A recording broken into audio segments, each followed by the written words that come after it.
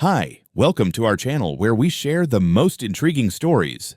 When the new HOA president declared war on his garage, Robert, a no-nonsense Texas mechanic, thought it was just another neighborly nuisance. He was wrong. One midnight break-in, a fearless ex-military wife, and a viral showdown later, suburbia would never be the same. My name is Robert, and I'm a 41-year-old mechanic living a life I'd call simple, honest, and hands-on. I fix things. That's who I am. From chainsaws and ATVs to lawnmowers and pressure washers, if it has an engine or a blade, chances are I've taken it apart and put it back together better than it was before. My garage is more than just a workspace. It's my sanctuary, my fortress, my happy place where the scent of motor oil and sawdust is more comforting than any candle you could buy at a boutique store. I live in a modest but solid home in a quiet Texas suburb. Not too close to the city, not too far from civilization, just right. We've got oak trees, long driveways, and neighbors who mostly mind their business. That is, until the HOA decided to go full Orwell on us. But I'll get to that in a minute. The crown jewel of my property isn't the house. It's the garage. Detached, brick-built, solid as a bunker. That place is stacked. Power tools, shelves of labeled parts, racks of wrenches and socket sets, not to mention my prized welding station and a custom-built workbench I made myself. I've got chainsaws hanging like art, axes mounted like trophies, and a drawer so full of screwdrivers it could be a medieval weapon rack if you squinted hard enough. Everything is clean, organized, and ready to go when a neighbor needs help or I get a weekend project itch. And, of course, there's Lindsay, my wife. God bless her. She's a former Army MP with enough edge to make a diamond blush, sharp-tongued, sharp-eyed, and the kind of woman you never want to sneak up on. She loves me, she loves our life, and she really loves weapons, not in a creepy doomsday prepper way, but more like enthusiast with a side of chaos. You don't argue with a woman who sharpens her own knives while humming old war songs. Until recently, life was good, quiet, predictable. I fixed engines, Lindsay read thrillers, and occasionally practiced takedown drills on our poor scarecrow in the backyard. Then the HOA decided to elect a new president, a woman named Karen Bradshaw. That's when the circus rolled into town. It started with a letter, not a conversation, not a knock on the door, just a smug, overpriced envelope with the Maple Ridge HOA logo stamped on the corner like it was the seal of the president. I pulled it out of the mailbox on a Monday morning, still in my flannel pajama pants, coffee in one hand, and mail in the other. At first, I thought it was junk, maybe another newsletter about block parties or grass height guidelines. I wish I'd been right. Inside was a neatly typed warning addressed to the resident at 4812 Briar Hill Drive. No Dear Robert, no neighborly tone, just legal-sounding garbage and an itemized list of so-called violations that read more like a fantasy novel than a real complaint. According to the HOA, my garage contained items that could be interpreted as dangerous weapons. They referenced multiple resident complaints about visible threatening tools, including but not limited to axes, chainsaws, machetes, long-handled blades, and industrial welding equipment. The cherry on top, a threat of daily fines and potential HOA intervention if the situation wasn't resolved within 10 business days. I laughed at first. Actually laughed. Then I read it again, slower, and the absurdity started to feel less funny and more insulting. These weren't weapons. They were tools. I'm a mechanic. This is what I do. That welding rig they flagged as concerning? It's OSHA certified and cleaner than most people's kitchens. The axes, mounted on the wall like decor. And the chainsaws, all of them drained and unplugged, tucked safely in their mounts. There's nothing illegal about owning tools. Hell, in Texas, it's practically a birthright. But this wasn't just about tools. It was about control. And I knew exactly who was behind it. Karen Bradshaw, the newly elected queen of the HOA. The same Karen who stopped me in the street a week earlier to ask if I'd considered covering the windows of the garage so children wouldn't be frightened by the sight of blades. I'd smiled, told her I'd consider it, and went on with my life. Apparently, that wasn't good enough. A few days later, a second letter arrived. This time, it was more aggressive. It cited additional bylaws, claimed unsecured hazardous objects were visible from the road, lies, every one of them, and said the HOA reserves the right to coordinate removal with neighborhood safety enforcement if compliance is not met. Now they were threatening to come onto my property, to take my tools, to decide what's safe, based on Karen's paranoia and a few nosy neighbors who probably couldn't tell a screwdriver from a bayonet. I drafted a response, clear, direct, and backed with a copy of my deed, stating that my property predates the HOA's formation by 15 years. I wasn't part of their kingdom. Their bylaws didn't apply to me. I hand-delivered it to the HOA mailbox and went back to replacing the carburetor on an old weed whacker, but something in my gut told me that this wouldn't be the end of it. Karen didn't strike me as the type to accept no for an answer. About a week after that second letter, I got a call from an old client up in Amarillo, someone with a busted generator and a whole fleet of lawn tractors that needed fixing before the weekend. Good money, decent folks, and I'd be back in a couple of days. No big deal. Lindsay would be home, and honestly, she could handle just about anything that came our way. Hell, there were times I felt safer leaving the property when she was the only one guarding it. Before heading out, I checked the garage locks, double-checked the camera feeds on the app, and gave Lindsay the rundown in case any more HOA nonsense showed up. She waved me off with a grin and a sarcastic salute, already halfway through polishing the blade of her favorite utility knife. "Let 'em try," she said, tossing me a wink. I've been bored. It was late Thursday night when things went sideways. From what Lindsay later told me, it started with the soft click of the garage lock being tampered with, just past 2:30 in the morning. Most people wouldn't hear it. Lindsay did. She always sleeps light, especially when I'm gone. Years in the military will do that to you. She slipped out of bed without a sound, checked the hallway, and confirmed what the security feed was already showing her on her phone. Two shadowy figures dressed in black, creeping toward the garage like they were casing a bank. No badges, no warning, just gloves, flashlights, and duffel bags. HOA security, apparently, Karen's personal rent-a-cops, probably thought we were out of town, or that Lindsay wouldn't be much of a problem. They had no idea who they were dealing with. By the time the lock gave and they stepped inside, Lindsay was already slipping into her boots. She didn't go for the real steal. She's smart like that, but she sure as hell geared up. Flashbang grade flashlight, heavy-duty taser, pepper spray, and her custom leather sheath knife. Enough to send a clear message without doing anything fatal. She tucked a GoPro on her shoulder strap and stepped out into the cool night air like it was a training op. One of the goons was already unhooking my favorite chainsaw from the wall, my limited edition style with the polished handle and tuned carb. The other was loading tools into a duffel, wrenches, pliers, a torque set I'd gotten for my birthday. Lindsay watched them for a few seconds, letting them dig their own graves, and then flipped the flashlight on full blast. They froze like raccoons caught in a spotlight. "What the hell do you think you're doing?" she said, voice flat, calm, and terrifying. The taller guy panicked immediately, dropped the chainsaw, and held up his hands. The shorter one tried to run, tripping over an extension cord and crashing into a stack of tires. Lindsay advanced like a panther, flashlight in one hand, taser in the other, barking commands that made both of them drop to the floor before they realized they were even scared. In less than a minute, she had zip ties on their wrists and her foot on the duffel bag, now bulging with half my garage inventory. "I suggest you stay very, very still," she told them, casually checking the garage door lock behind her. "Robert really likes these tools. I don't think he'd appreciate you stealing them." The taller guy whimpered. The shorter one might have peed himself. Lindsay pulled up the garage stool, sat down like a queen overseeing prisoners of war, and waited for sunrise.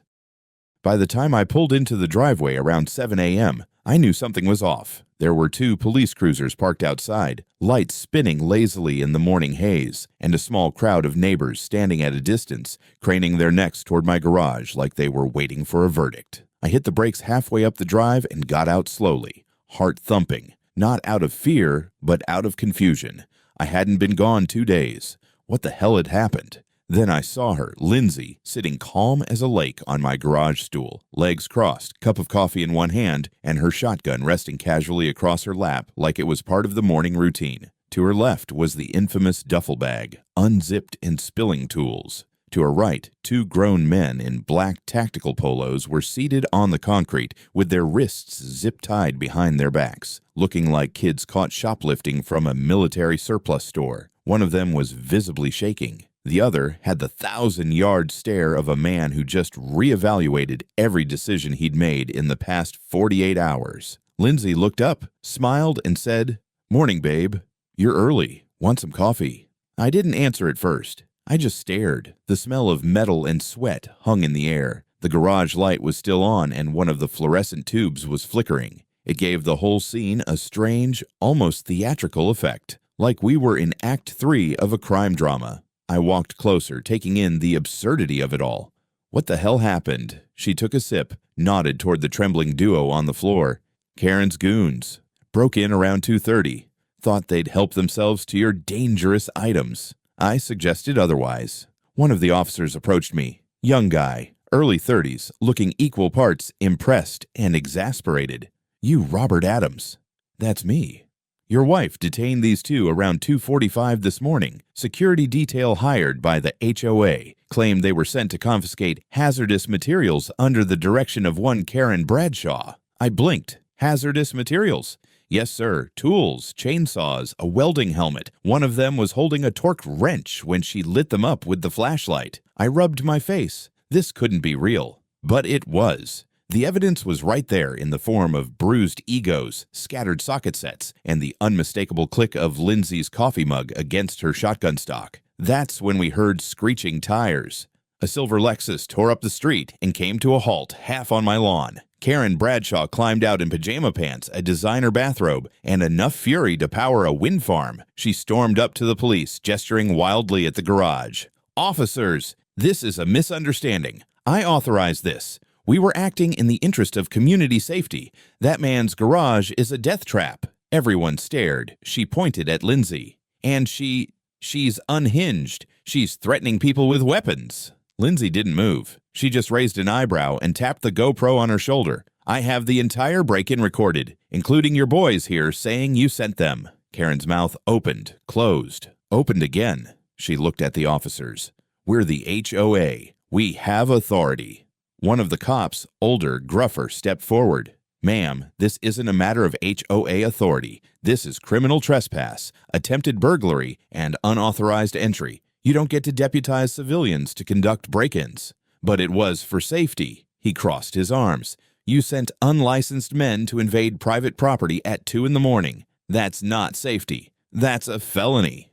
As Karen sputtered, trying to salvage her shredded dignity, the officers started cuffing the two intruders and bagging the tools as evidence. Lindsay stood and stretched, shotgun still in hand, her expression cool and casual, like she'd just finished pruning the roses. I looked at the mess, then at her.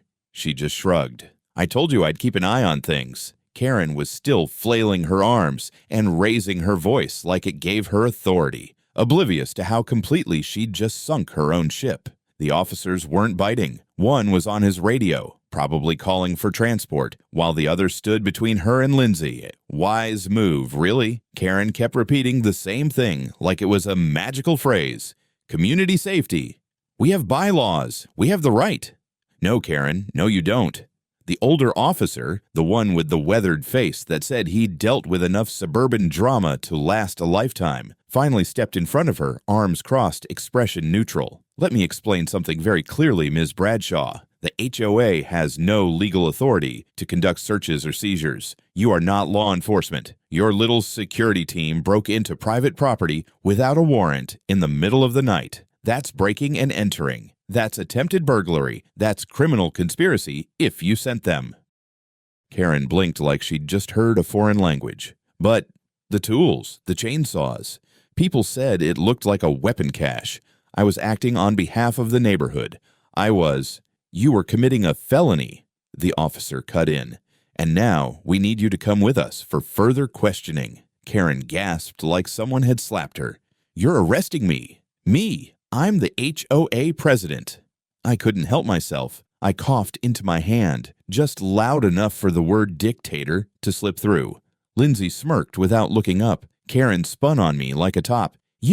This is your fault. You brought this on yourself, Robert. You and your unstable wife. turning your garage into a weaponized storage bunker. I fix engines, I said flatly. You broke into my garage and tried to steal my Torca wrenches. She was unraveling fast. Her voice kept rising in pitch, and her carefully maintained image, a robe-clad woman of authority, was cracking like cheap porcelain. It's a safety issue. What if a child wandered in there? What if someone got hurt? The younger officer chimed in, not bothering to hide his sarcasm. So your solution was to send two guys at 2:30 in the morning to commit a crime? That's how you enforce neighborhood safety now. One of the detained security guards, still sitting on the concrete with his wrists zip-tied behind his back, groaned. She said the guy was a hoarder with explosives. Karen spun around. I never said explosives. You kinda did. The other one mumbled. Lindsay reached into the duffel and held up my welding mask. They tried to walk out with this. What were they going to do? Defend themselves against the sun? I looked at the cops. Do I need to press charges, or are we already rolling on that? Oh, we're rolling, the older officer said. You'll still want to file a formal statement, but this is enough for probable cause. The camera footage, their confessions, her involvement. And the bag of loot, Lindsay added, giving the duffel a little nudge with her boot. Karen had reached full meltdown by now. Her voice cracked. She turned back to the crowd of neighbors watching from a safe distance near the sidewalk. You all see this, right? They're dangerous. They're armed. That woman is crazy. She threatened my security detail. There was a beat of silence. Then a neighbor, Jim from across the street, stepped forward with his phone held high. Actually, he said, I think everyone here already saw what happened. He hit play. The video was already spreading. Lindsay's GoPro footage synced through our home server had backed up instantly. The moment she turned the flashlight on the intruders, barked her orders, zip-tied the would-be burglars, and sat down like she owned the place. It was all there. The icing on the cake. That now iconic line, crystal clear on video. Down on the ground, Karen's mutts. I've got a stun gun. And a free evening. A laugh rippled through the onlookers. Even one of the officers couldn't hide his grin. Karen turned ghost white. You're all insane, she whispered. Nope, I said. We just believe in the Constitution and locks. A few minutes later, they read Karen her rights. She went stiff as a board, then began muttering about lawsuits, calling her lawyer, and getting the board involved. But it was too late. The cops had her. The evidence had her. Hell, even her own rent-a-cops had turned on her. As they led her to the cruiser, her bathrobe flapping in the wind, I turned to Lindsay. She handed me her coffee cup. Still warm, she said. I figured you'd need it. I took a sip and looked around at the mess. The tools, the ruined lock, the scattered pride of Karen Bradshaw. This wasn't just a win. It was a complete combustion of everything she thought she controlled. And it was just the beginning. By the end of that day, our street had turned into a quiet revolution. Word spread faster than a brush fire in a dry canyon. Within hours, the HOA's official email inbox was flooded with complaints, not against us, but against Karen. Dozens of neighbors, some of whom I'd barely spoken to beyond a wave or nod, started showing up in person, shaking my hand or bringing over casseroles like we'd survived a tornado. You folks did what we were all too scared to, one guy told me. She's been on a power trip since the day she moved in. Apparently, Lindsay's viral moment had struck a chord. The GoPro footage ended up on the neighborhood Facebook group, Maple Ridge Watchdogs, and the comment section lit up like the 4th of July. People were quoting her line like it was from a Tarantino movie. Someone even made a meme of her holding up the flashlight with bold letters that read, Neighborhood Safety Texas Edition. My garage had never been so famous, but Karen wasn't done. Not yet. 2 days after her arrest, while the HOA board was still scrambling to recover from the fallout, every mailbox on our street received another official-looking letter. I opened ours at breakfast, half choking on my toast as I read the headline. Important community notice. Ongoing threat from dangerous residents. The letter painted me as an unstable tool hoarder and described Lindsay as a militarized individual with extreme tendencies. It claimed our home was a volatile site and that we had compromised the peaceful fabric of Maple Ridge. It was signed, still, somehow, by Karen Bradshaw. My first thought, she wrote this before they hauled her off and had someone mail it out. My second thought, oh, this just made things worse, because by the afternoon, that same letter was being torn apart in comment threads, quoted by angry neighbors who'd finally had enough. One woman wrote, "Karen tried to weaponize the HOA, and now she's trying to start a witch hunt. Enough is enough." The HOA board couldn't ignore it anymore. They called an emergency meeting at the clubhouse, and to their credit, they opened it to all residents, not just voting members. Lindsay and I showed up fashionably late, half expecting pitchforks. Instead, we got applause. I'm not exaggerating. The board tried to explain, tried to say Karen had acted without official authorization, but no one was buying it. Every voice in the room had a story. Fines for wind chimes, threats over mailbox colors, warnings about Halloween decorations. Karen had ruled by fear, and now that fear was gone. A vote was held on the spot. Karen was officially removed from the board. Her little safety initiative was dissolved. The HOA president, visibly sweating, stood up and publicly apologized to us in front of the entire room. "We regret what happened to Mr. and Mrs. Adams. This board failed to act sooner, and we will be reviewing our own oversight procedures moving forward." Translation: "We don't want to get sued." Lindsay leaned over and whispered, "Should have brought popcorn." A week after the dust settled, I bolted a new sign to the front of my garage. Bright aluminum, laser-etched. Couldn't miss it, even if you were speeding by. Warning: property protected by wife, weapons, and righteous fury. No Karens allowed. It was more than a joke. It was a message, a boundary, literally and figuratively. The neighbors loved it. People came by just to take pictures with it. One guy brought his teenage son over and said, "This is how you protect what's yours, son, with tools, cameras, and a wife who can bench press a liar." Lindsay took the attention in stride. She wasn't one to brag, but I caught her watching that viral clip a few times when she thought I wasn't looking, chuckling to herself. She even got a handwritten thank you note from someone on the board, an older woman who'd apparently been fined $200 last year for planting sunflowers too close to the curb. We got invited to more block parties in that 1 week than in the entire 5 years we'd lived here. Lindsay joked that we'd become the neighborhood's unofficial security force. "Only difference is," she said, "we actually wait for people to break the law before we tie them up." Karen, as far as I heard, skipped town, moved in with her sister in Nevada, according to gossip. She tried to sue the HOA for wrongful termination, but it fizzled out fast. No one was interested in defending a woman who tried to confiscate a socket wrench like it was a bomb. As for me, I went back to what I do best, fixing things. I tuned engines, sharpened blades, cleaned carburetors. The garage felt even more like home now, not because anything changed, but because it had been tested and held. Sometimes I still think about that night, about Lindsay standing calm and fierce in the middle of my workshop, flashlight in one hand, taser in the other, like some mythical defender of hardware stores and marital property rights. And every time I do, I smile. People talk a lot about home security, alarms, cameras, fences. But me, I've got Lindsay. And that, my friend, is more than enough.